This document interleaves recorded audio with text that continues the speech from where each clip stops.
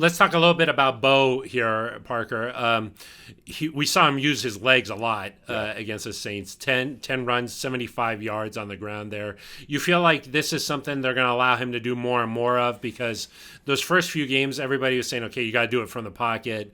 It feels like a sort of a double-edged sword. It's a weapon he can use, but you don't want him to take unnecessary hits.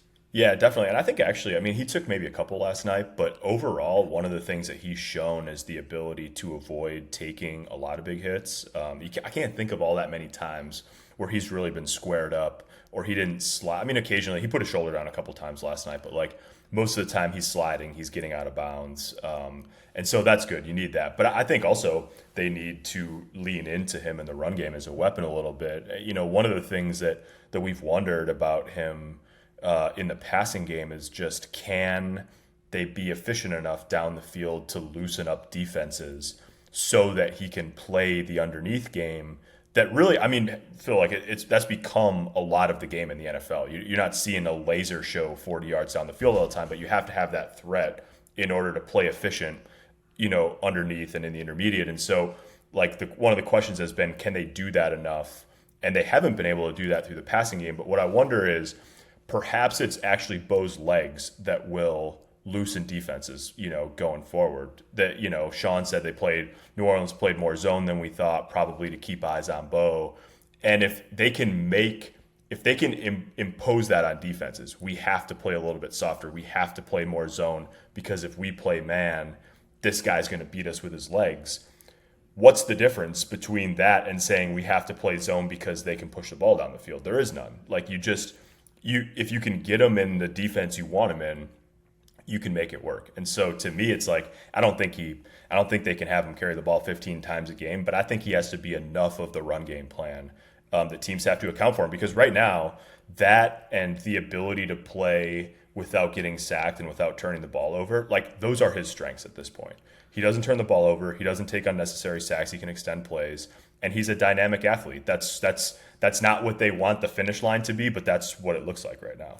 Yeah, like you have to like have some threat there. Like you have to like make the defense worry about something. Something, yes. And if it's not going to be those deep balls, the laser show, if the legs are that, then hey, like we got to utilize that. It feels like, and that just makes the defense think, twice before they do something. Hey, make sure you're alert to Bo's legs here. I agree. And I was going to ask you, what do you think that Bo has improved on the most from like week one, out there in Seattle to what we saw against the Saints? Where do you think he's come the furthest?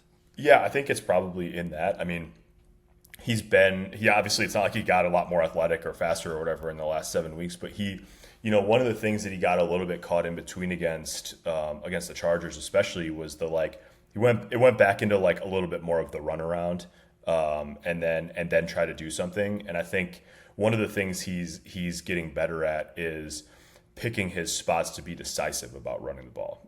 Like, okay, it's not there, boom, boom, boom, go. I think even maybe the first play of the game was one of those where it was like, you look, you don't like it, you take off, you get 15 yards. I mean, that's a good way to go. And so they have a long way to go in the passing game. I mean, there's not a lot of stuff that you look at and say like, yes, consistently they're doing this very well. I mean, there's stuff that he obviously likes.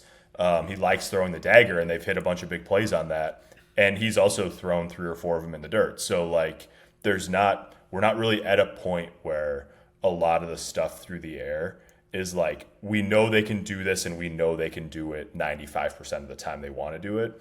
But I think you have to learn how do you work around those inconsistencies early on. And one of the things I give him a lot of credit for is that he stays in the fight. He keeps going. He doesn't seem to let it, affect him for more than a little while. And they're sort of like figuring out ways around it. So it's not always pretty, but they're 4-3, and that's a good way to be figuring it out rather than being 2-5.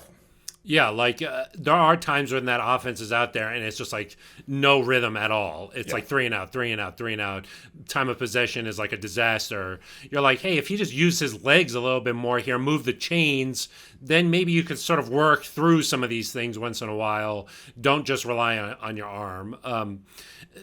Like you meant, like that pass where the ball dropped in between two wide open guys, that got a lot of play, certainly on social media. I'm wondering, in your opinion, do you think that those are things that Bo can correct at this point just because he's played so much college football? Do you think some of those mechanical issues, those are things that he can continue to work on and improve?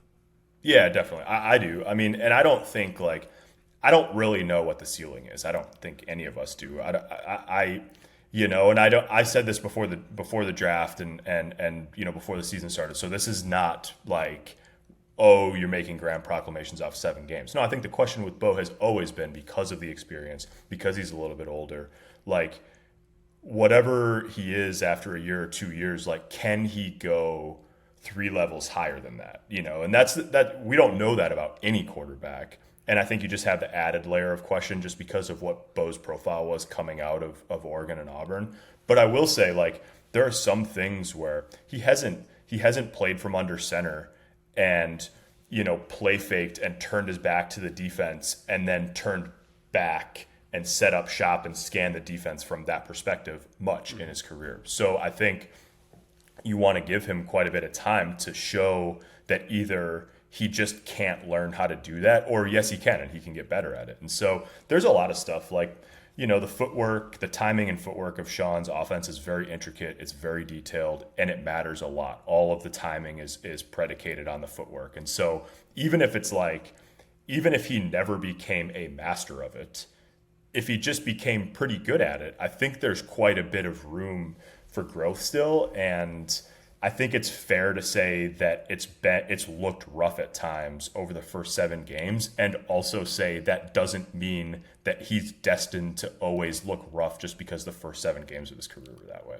Yeah, and I would say, like with any rookie quarterback, you expect ups and downs, and that's exactly what the Broncos have gotten. You've gotten some really good high moments there.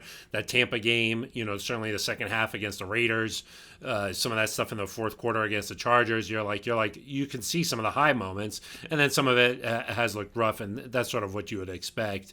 I'm curious, what do you think?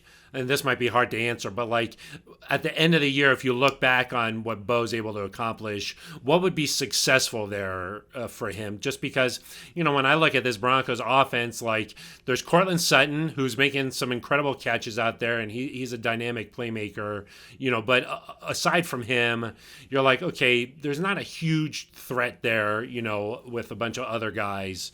Well, so, knowing that, what do you think would be successful where at the end of the year, you're like, that was like a really good rookie season here for Bo? Yeah, I mean, I think like obviously outside of just like team goals, I think individually you'd like to see some of the footwork stuff and some of the calmness start to pop in. Like I'll be surprised if there's a stretch of 4 games at the end of the year where it's like, oh yeah, he's got it down. I mean, it's just hard, and it takes a lot of time and it takes a lot of reps. And so, you want to see him get better from where he's at right now to week 18. But I would be surprised and obviously very impressed if there was like a full transformation over the next 10 weeks. But I think it's that. I think it's showing the ability to be a little bit more dynamic and a little bit calmer in the passing game. And then I think the key is like, regardless of what Cortland Sutton or some of the more veteran guys, like whatever their long-term outlook is and whatever gets decided after the season, like if you can look at Bo Nix and Troy Franklin and Devon Vele and say, yep, I'm not sure if either one of those receivers is a number 1 in the future, but they're both guys that can play here for quite a while and that Bo can build a rhythm with over time, like that's probably what you're looking for at this point, right? Like let's see Bo with a couple guys who he's really comfortable with, a couple of the young guys that he's really comfortable with, and sort of set a little bit of a foundation of like, it's not everything, it's not all the pieces. They need more talent, and Bo has a lot of development to do, but the building blocks that are here now, they look like something we can work with in a real way.